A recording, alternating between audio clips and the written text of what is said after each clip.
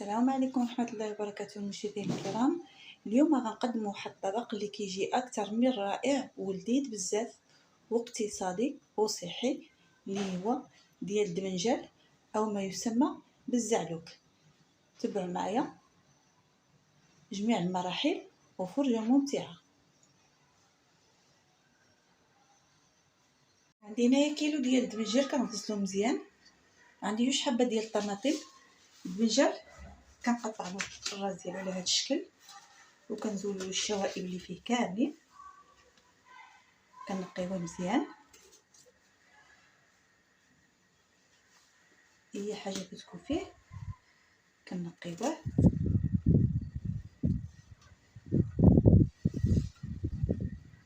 هنا من بعد ما نقيت الدمنجال ونقيت الطماطم، دابا غندوز مباشره نقطع الباذنجان. نقطعوه بهذه الطريقه باش نقطعوه مربعات صغارين بهذا الشكل.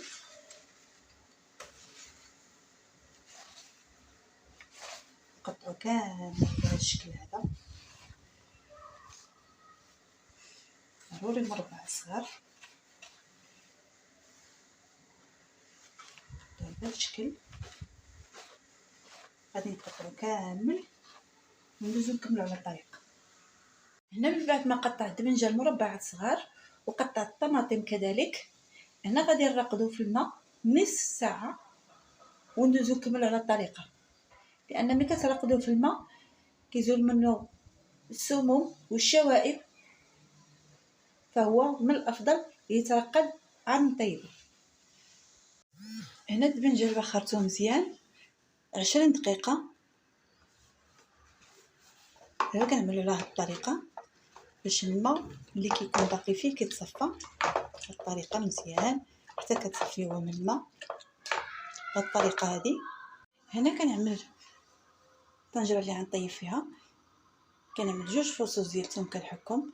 عندي هنا 2 معالق ديال القزبر المعدنوس، غنضيف عليهم 2 معالق كبارين ديال الزيت النباتيه بهذا الشكل. كنضيف عليهم الطماطم،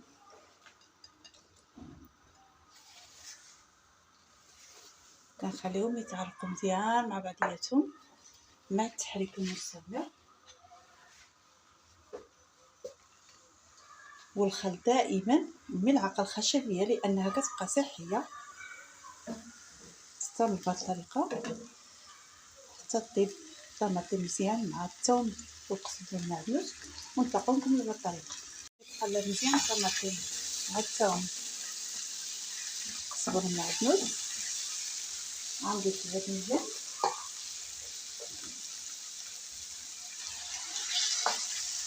هنا. من بعد ما ضفت الباذنجان كنخلط الكل.